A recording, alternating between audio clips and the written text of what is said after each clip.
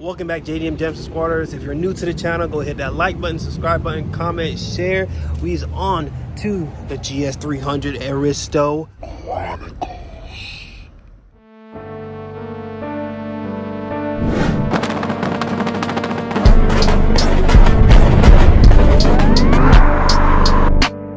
As you can see in the title of the video, yes, we're doing some maintenance. Maintenance wasn't really maintained on this car. It definitely needs some TLC. Man, this thing is really misfiring really bad. So, and it shuts off and stalls like it's manual. But we're gonna take care of that, and yeah, bro, let's get it. We have the famous 2JZ right here. This is my first time, so bear with me. Never worked on a 2J in my life, but hey, it doesn't hurt to try, right? All right, first things first, we're gonna take off the cover right here. Yep. All right, I got it. Let's continue. But anyways, you just got to take out that one. Oh, should be one here. Yep, one right here. One right here, right here.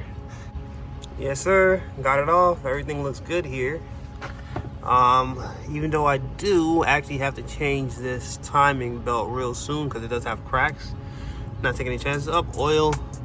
Yep, this thing needs some real TLC, bro. It looks like the cam gear seals are definitely leaking. Not as bad. But yeah, man, it's cold cover. Yeah, you can see it. Grease is caked up around the side, and the seal is basically deteriorating. So you would have to start removing the air box. There you go. That's out. I don't even worry about this. This stock box, you know, I'm not gonna keep this OEM. That has to go. Even though this actually is pretty good, so I end up probably keeping this part. Continue. So this is off. Next thing, supposedly, there's 3 bolts holding this, and then you have to take off the coolant lines. So I believe coolant line and the throttle body. And wow, just seen this. Look at this. So this is a vacuum line that needs to be replaced. Wow. Yep. Yep, look at that. All right, to get these off, right, you definitely need a 12mm socket. So make sure you have that. And then, yep, and then just start untwisting it. Okay, so another thing. So there is a bracket. This bracket holds 2. So one on this side and one on that side. There is supposed to be a bolt holding this, but in the middle under. Let me stop trying to touch it upside down. It's supposed to be a bolt right here. You see that? There's no bolt holding it, so that's good for me at the same time and not. But pretty sure it's been done already. But yeah, just have to take this apart and yeah. Pull back the throttle body, right, and then pop up the throttle cable, and that's really it. Start unplugging everything right here, and then you rev right here. So boom, let's see. Then you would have to take off these coolant lines right there. If you look closely, see that coolant line right there? Go a little zoomer. Right there with the clamp, and that's where you would use pliers over here. Start to disconnect it. So it's one. I think it should be only that one, and that should be it. So can't forget the other coolant line. So that's 1. You have 2, let's see, hold on.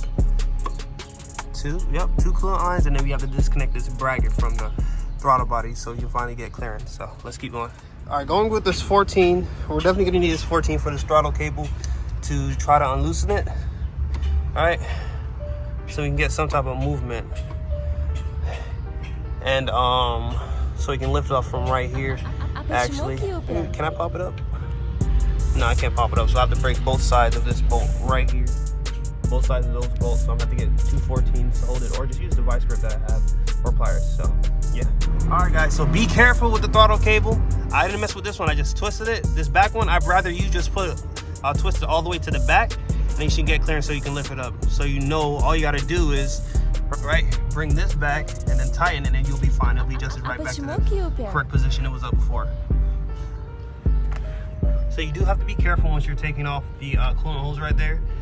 It's best to clog it up. I don't have anything to clog it up, but try to find something to clog it up.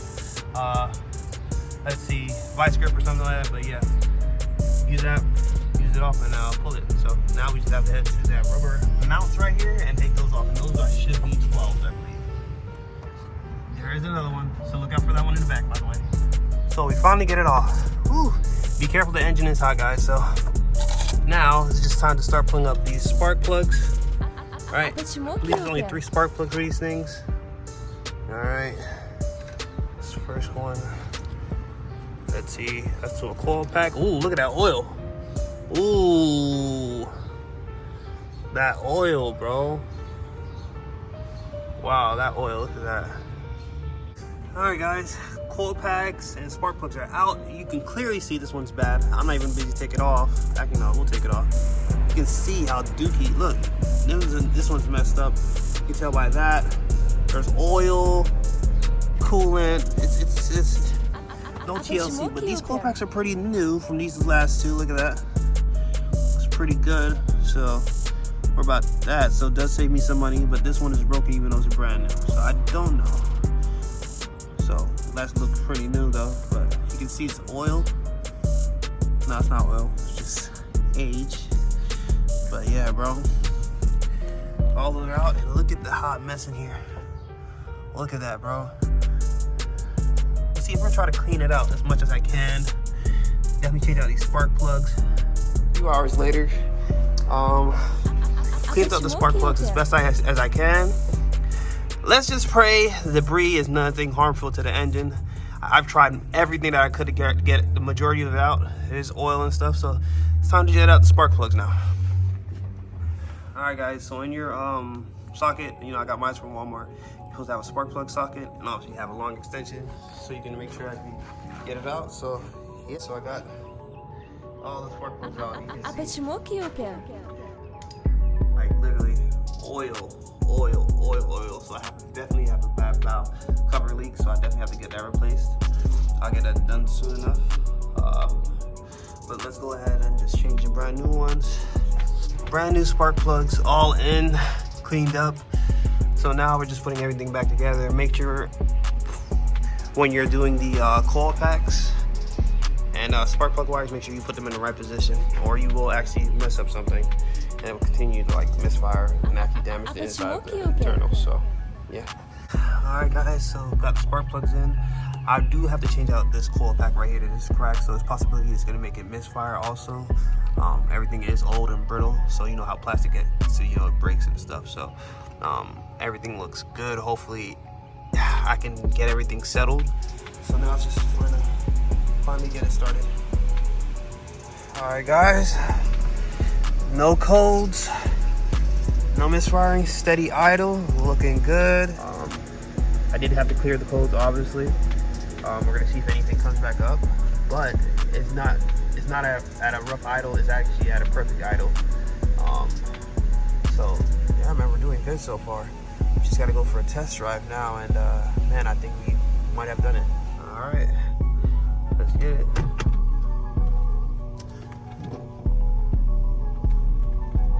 Throttle response is pretty good. Pretty good. Way better than before. Especially when I first bought the car. This stuff, it looks like no maintenance was really done. Gas on the throttle.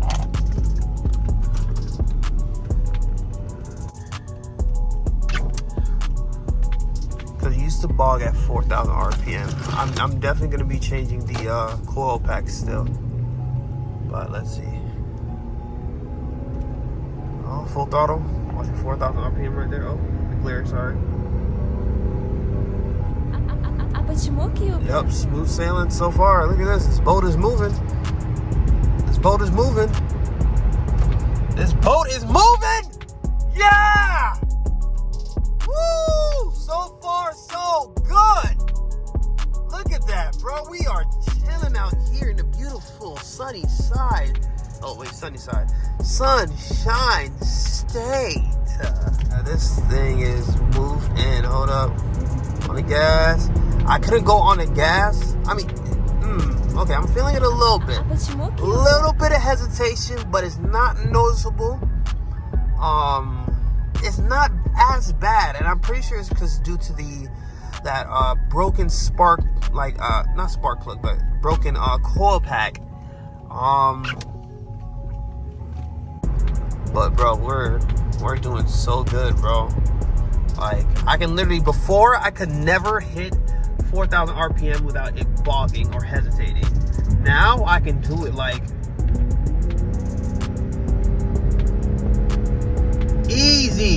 hesitation, bro. You see that?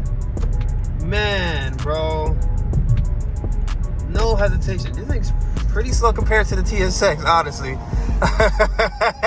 honestly. But, bro, I think we did it.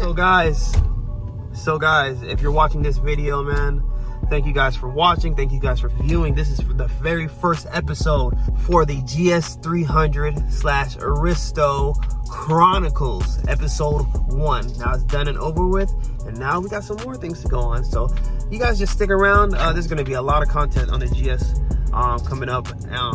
So you guys just stay tuned for the Chronicle series. And yeah, man, let's see how far we can go.